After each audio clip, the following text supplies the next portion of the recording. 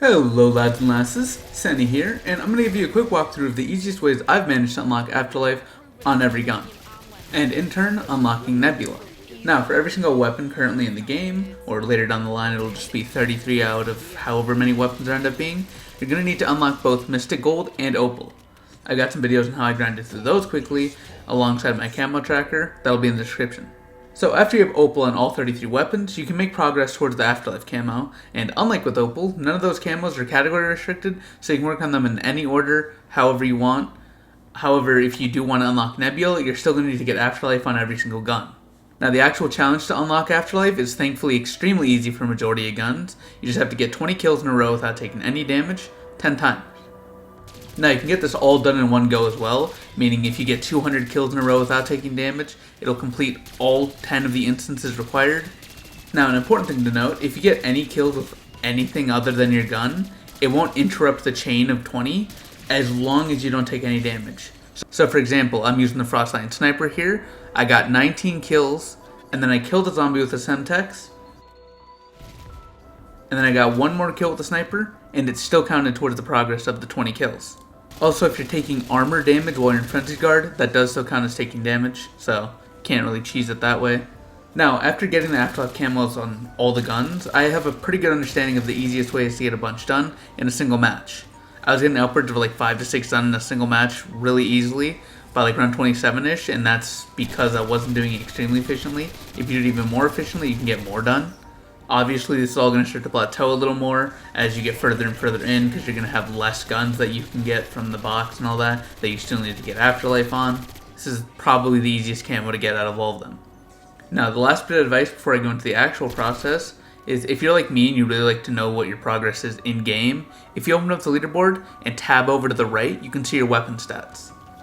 This will show you the stats of your individual guns for that session, meaning if you save and quit, when you load back in, it'll go back to showing 0 kills for that weapon, so you can kind of use this to keep track of your kills.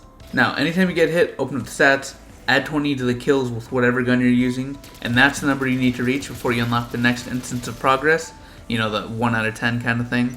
Now, it's not some insanely useful tip, but it does definitely help the mental to be able to keep track of it like that.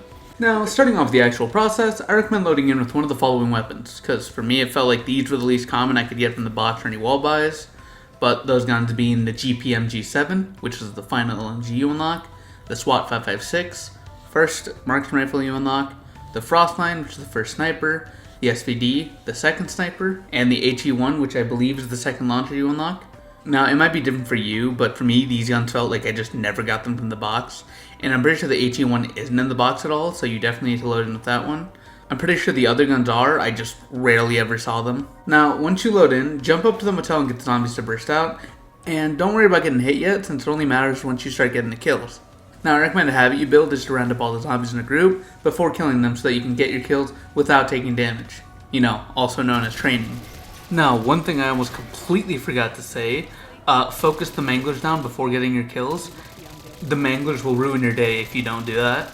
It is the most annoying thing to be so close to getting one of the instances, I guess I'm calling them, of Afterlife done, and then bam, you get shot from a mile away by a fucking mangler. They're so annoying. Focus them down before doing any of the kills. Now, if you take 0 damage or only take damage after completing instead of 20 kills, then you can easily get a gun done by round 10 or 11. Now, once you get a gun done, you can buy another one you still need off the wall or from the mystery box, and continue with that one. If it's a low rarity, then on around round 10 or higher, you can do the Falling Zombies Easter egg by exploding the head on the church here. You can just throw an explosive at it, even concussions work. And after all the loot finishes dropping, it'll give you a blue rarity Ether Wrench, which gives a good damage boost on these lower rounds. If you do it before round 10, you're going to get a green wrench, so I recommend waiting till round 10. Now, I personally really just like training in the bowling alley since abominations won't typically go in there. However, starting tomorrow with the Season 1 update, that's getting patched, which I'm not going to lie is kind of annoying and kind of pisses me off, because that's by far the best location for camo grinding due to the lack of abominations interrupting your hordes and all that. Now, I recommend you start saves coming by around 11 or 12. It seems really early to start doing that, but you're getting like 20 to 30 zombies per round, which is at least one instance of progress, and it also helps you save resources since you don't have to use points or salvage as much to strengthen your gun since zombies are weak on lower rounds.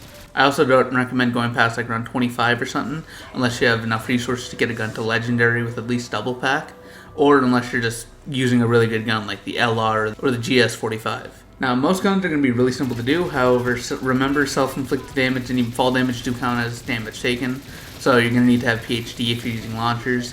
The HE1 is definitely on the weaker side. It's getting a buff during Season 1 at the beginning of it, but even currently on early rounds, you can still easily wipe out hordes. It's just the splash damage radius is massive, so it'll hit you for like 2 damage, no matter how far you are, it feels like. It's a pain, so I would recommend just waiting until you get PhD, or like use decoys to make sure the zombies are a good distance away before you use it.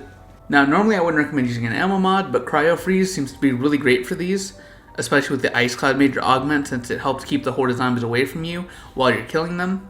And you can also use the Brain Rot ammo mod with the Pheromone as the major augment so that it doesn't kill any zombies, because then it'll also act like a monkey bomb, and you can add the extension augment to make it last longer too. I just don't like this one that much because Brain Rot activates very infrequently, it feels like. Now, aside from all that, it's pretty much just normal gameplay. Only time it really changes is with the melees, so let's get into that aspect. Now, for the melees, you're going to want Melee Macchiato alongside the Espresso Major Augment and the Stick and Move Minor Augment. These made getting kills during decoys and Ether Shroud so much easier, and it's actually just a really fun combination of augments. Now, I also recommend you use these augments on Ether Shroud. It makes it so much easier to get multiple kills without getting hit at all. Now, with that said, there are 3 methods for this. One is just use decoys, Ether Shroud, and climbables to kill zombies without getting hit. Now, what I mean by climbables is anything where a zombie has to climb up to get you, because then while they're climbing, you can whack them and kill them before they can damage you. But you should be careful since there's usually multiple zombies climbing while inside each other. Pause. And if you get too greedy, you'll get hit by a zombie, so I usually like to stick to like 3 or 4 swings, then immediately pulling away. Unless you have the Melee Macchiato augment, in which case you can kind of just kill most of them before they fully climb up. I'm telling you, it's an amazing augment, 100% worth like investing into. Definitely do it.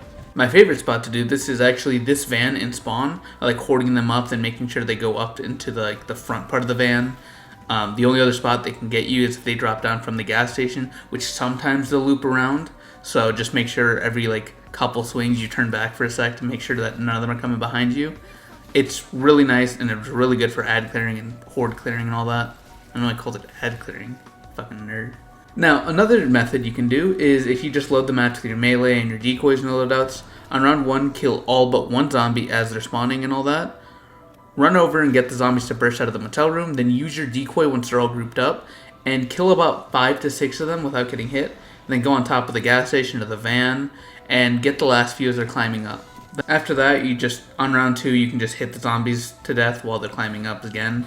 It's really not too hard. I know with a bat it's going to take 2 hits, so you're going to have to be a little more careful. With a knife, it should still be a 1 hit up until round 3. But yeah, after you get the 20 kills you need, just leave the game and then repeat. It's going to be pretty boring doing this, but it's a lot less of a pain in the ass if you're struggling or you don't have all the augments and all that. Now lastly, you can use Idolize. I tried it, but I didn't really find it worth it. If you're really struggling though, this Gobblegum can definitely help you. Not really much else to say. It pretty much just holds them in place. You can just swing at them and get free hits. Now, personally, I still recommend just using the Ether Shroud and decoys. The most important part is definitely the Espresso Augment on the Melee Macchiato though.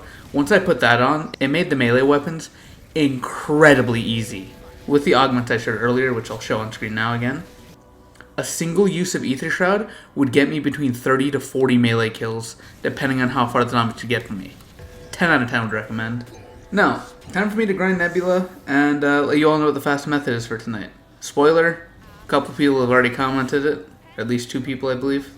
I'm not 100% sure, but yeah, like and subscribe. I'll also post their comments in the next video, because yeah, pretty cool. Bye bye!